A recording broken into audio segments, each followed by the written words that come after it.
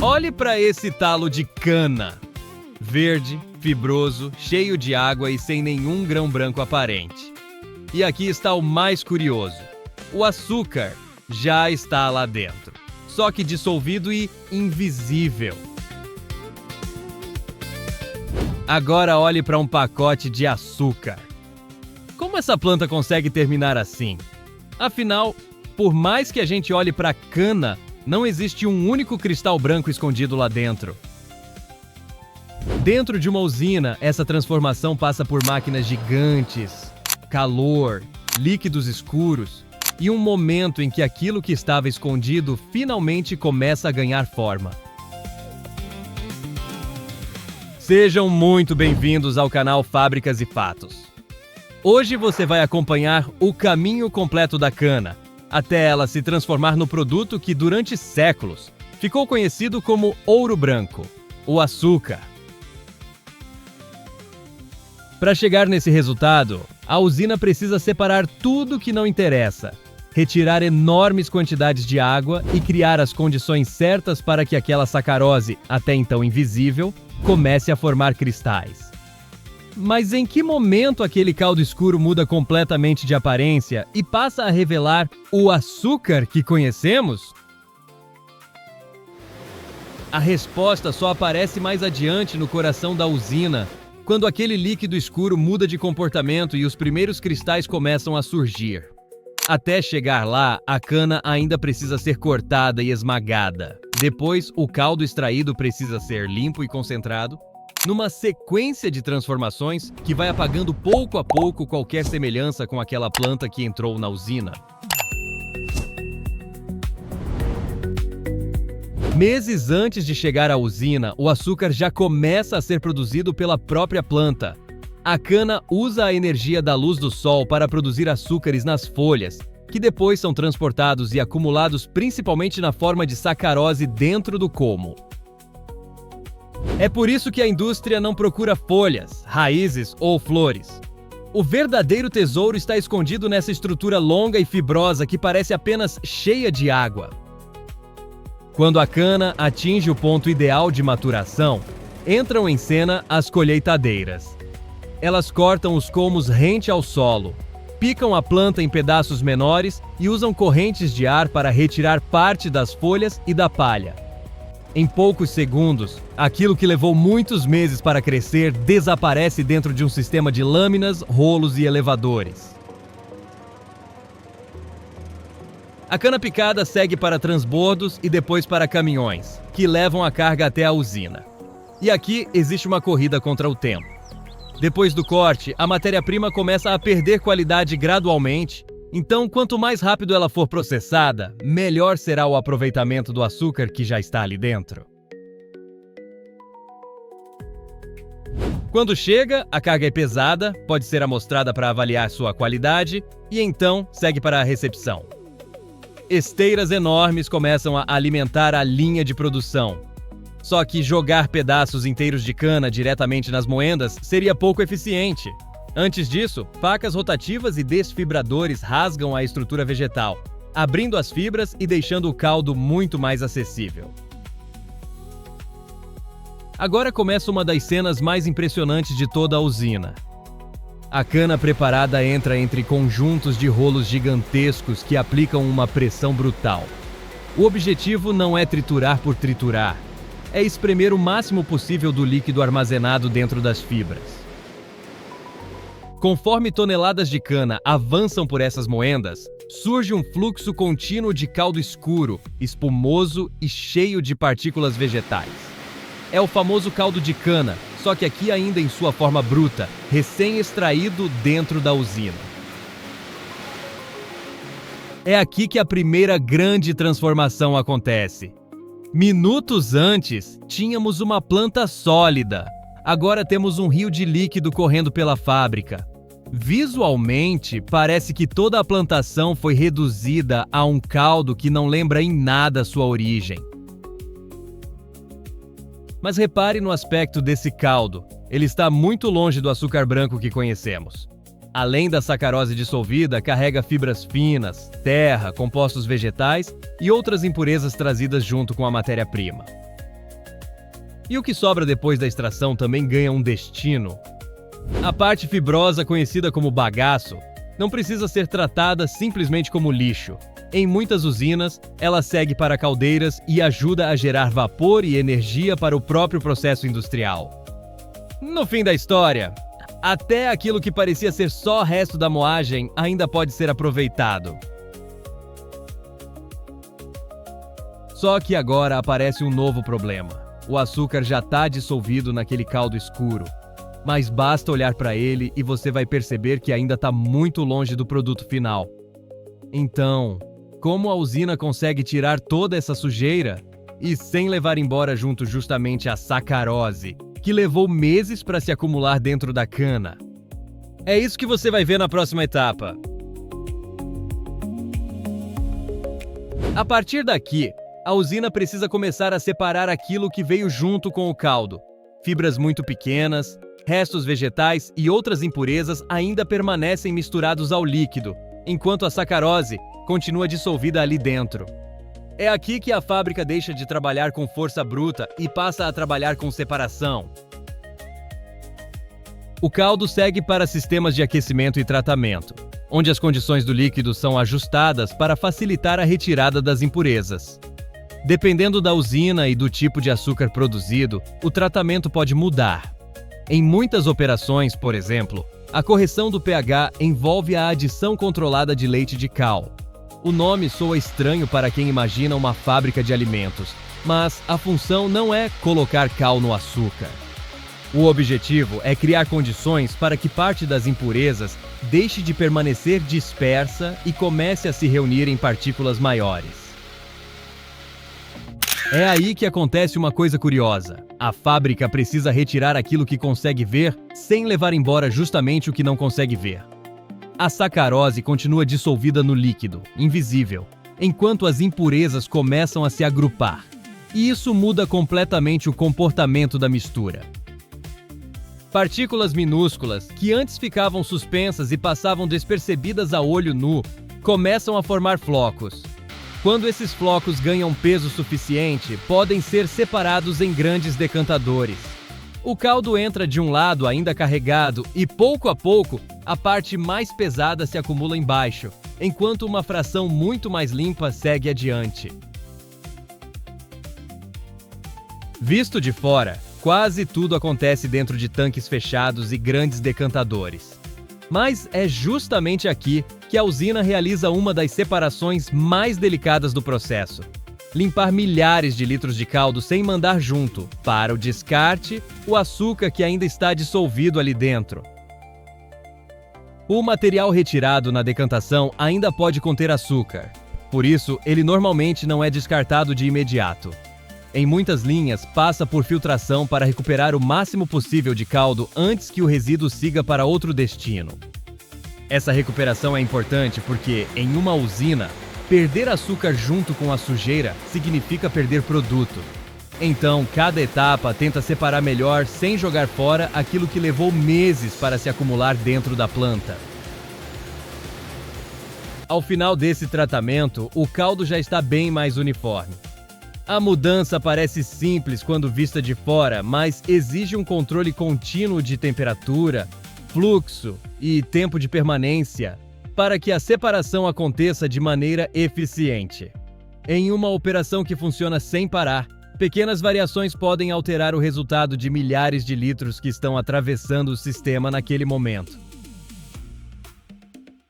A diferença visual é clara, mas o mais importante acontece na composição. Há menos material em suspensão e o líquido está mais preparado para ser concentrado. E mesmo depois de tudo isso, o açúcar ainda não apareceu. Ele permanece dissolvido naquele caldo, misturado à água em uma proporção que ainda impede a formação dos cristais. E é justamente aí que a escala da fábrica começa a impressionar por outro motivo. O desafio já não é limpar toneladas de líquido, e sim remover uma enorme quantidade de água sem comprometer a sacarose. É por isso que a etapa seguinte ocupa equipamentos gigantes e consome tanta atenção no controle do processo. O caldo que sai daqui não precisa mais ser tratado como uma mistura suja, agora ele precisa ser transformado em algo muito mais denso.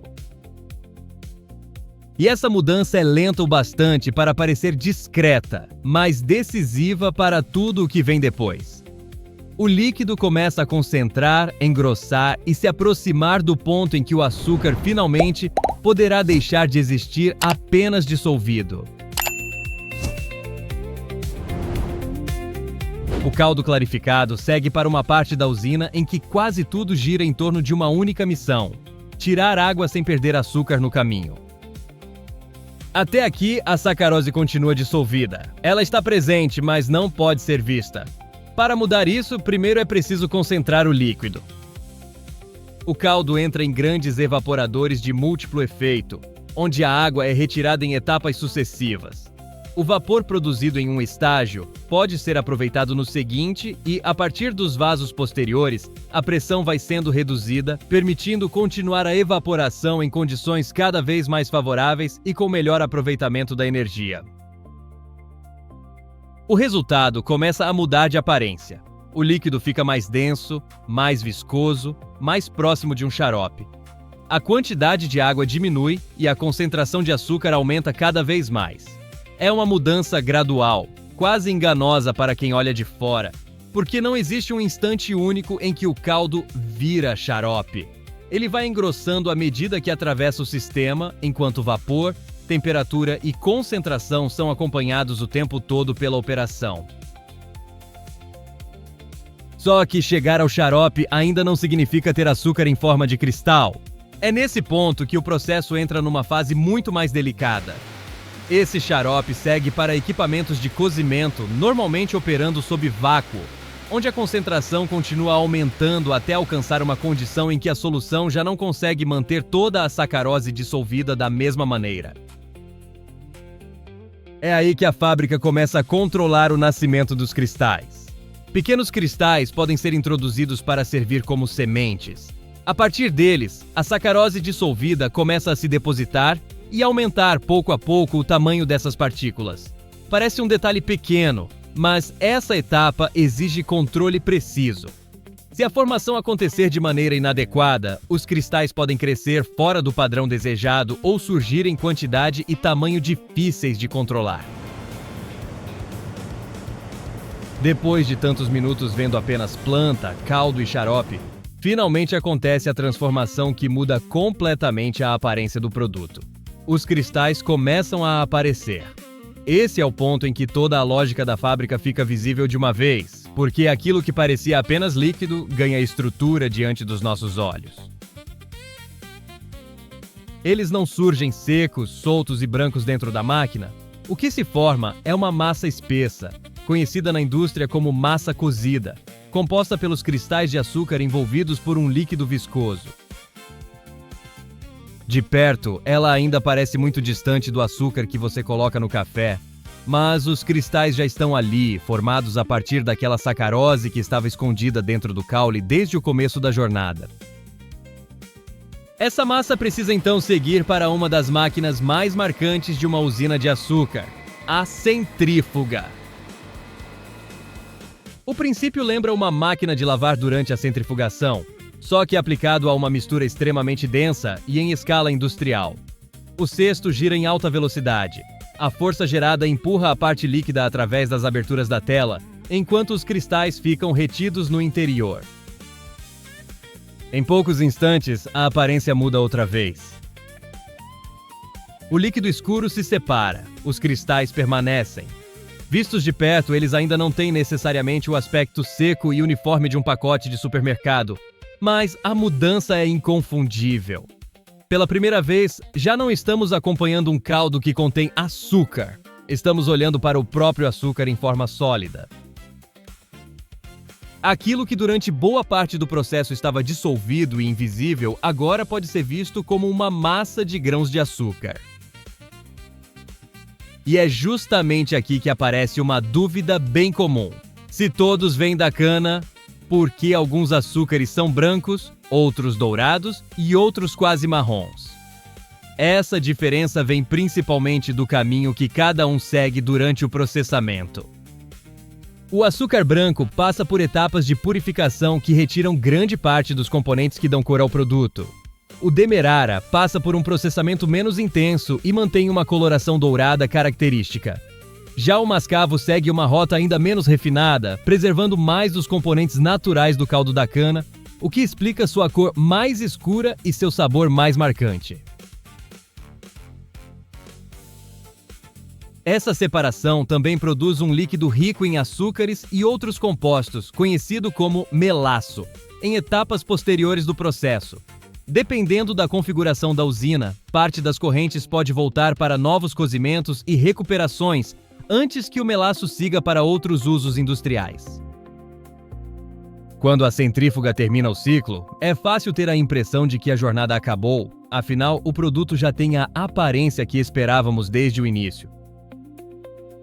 Mas basta observar os cristais de perto para perceber que eles ainda carregam umidade e calor, e ainda precisam alcançar condições adequadas de armazenamento e embalagem. A partir daqui, a transformação deixa de ser sobre fazer o açúcar aparecer. O trabalho passa a ser outro: estabilizar, secar, classificar e preparar esses cristais para que possam sair da usina com padrão uniforme e suportar todo o caminho até o consumidor. Agora conta pra gente nos comentários. Qual açúcar você mais usa no dia a dia? O branco, o demerara ou o mascavo? E qual deles você acha que tem o melhor sabor? Quando os cristais saem da centrífuga, eles já têm a aparência do açúcar que conhecemos, mas ainda não estão prontos para entrar em um pacote. Há umidade, calor e variações de tamanho que precisam ser controlados antes do armazenamento. O primeiro cuidado é a secagem. O açúcar passa por equipamentos que movimentam os cristais, enquanto uma corrente de ar ajuda a retirar a umidade restante. Depois vem o resfriamento, necessário para estabilizar o produto e evitar problemas durante o armazenamento. Parece uma etapa simples, mas açúcar quente ou úmido pode empedrar, formar blocos e comprometer a qualidade de lotes inteiros. Já seco, ele segue para peneiras e sistemas de classificação. Cristais muito grandes, muito pequenos ou fora do padrão podem ser separados conforme o tipo de produto que a usina pretende entregar. É nesse momento que aquela massa irregular que saiu da centrifugação ganha uma aparência muito mais uniforme. Durante todo esse caminho, o controle de qualidade acompanha características como umidade, granulometria e aparência para garantir que cada lote esteja dentro do padrão esperado. Depois de aprovado, o açúcar pode seguir para grandes silos. Visto de perto, é apenas um conjunto de pequenos cristais. Mas em escala industrial, esses cristais formam montanhas armazenadas em estruturas que alimentam continuamente as linhas de empacotamento. A partir daqui, a velocidade volta a chamar atenção. Máquinas dosam quantidades exatas, formam ou recebem as embalagens, enchem, pesam, selam e encaminham os pacotes para caixas, fardos ou sistemas de paletização. Ao longo dessa etapa, equipamentos de controle acompanham a operação e ajudam a garantir que o produto e as embalagens atendam aos padrões definidos para cada linha.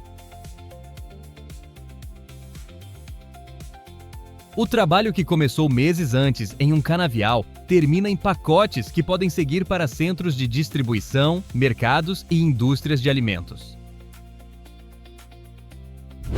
Mas enquanto os pacotes seguem pela esteira, outra parte daquela cana continua sendo aproveitada dentro da própria usina. Como vimos lá na moagem, o bagaço pode alimentar as caldeiras e ajudar a gerar o vapor necessário para manter várias etapas do processo funcionando. E em usinas que trabalham com cogeração, esse aproveitamento pode ir ainda além. Parte da energia produzida pode virar eletricidade e, dependendo da instalação, até o excedente pode ser enviado para a rede. O melaço segue por outro caminho. Como ainda concentra açúcares e outros componentes, ele pode ser aproveitado em diferentes processos industriais. Em unidades que também produzem etanol, por exemplo, correntes açucaradas podem seguir para a fermentação. E outros resíduos da produção ainda podem ganhar novos usos agrícolas ou industriais, de acordo com a estrutura de cada usina. Por isso, quando toneladas de cana entram na usina, a história não termina apenas nos pacotes de açúcar. A indústria tenta aproveitar ao máximo a matéria-prima, fazendo com que fibras, líquidos e resíduos encontrem novos destinos dentro ou fora do próprio complexo. A planta verde foi cortada, desfibrada e esmagada. O caldo escuro foi limpo, concentrado e cozido. A sacarose, invisível por quase toda a jornada, ganhou forma dentro dos cristalizadores, foi separada do melaço nas centrífugas e terminou seca, classificada e pronta para ser embalada. Da próxima vez que uma colher de açúcar desaparecer no café, talvez aqueles grãos pareçam um pouco menos simples. Cada cristal percorreu uma sequência de máquinas, controles e mudanças físicas antes de chegar até ali. E existe uma continuação perfeita para essa história. Porque quando o açúcar encontra o leite dentro de outra fábrica, começa uma transformação completamente diferente. A mistura é concentrada, controlada e acaba se transformando naquele produto cremoso que muita gente conhece desde a infância, o leite condensado. Se você gosta de descobrir o que acontece por trás dos produtos que fazem parte do nosso dia a dia, se inscreve aqui no Fábricas e Fatos. E aproveita para contar nos comentários de qual cidade você está assistindo a gente. E se você acha que já viu tudo, então não imagina a fábrica que mostramos em nosso episódio sobre o leite condensado. Ele já está aparecendo aí na sua tela.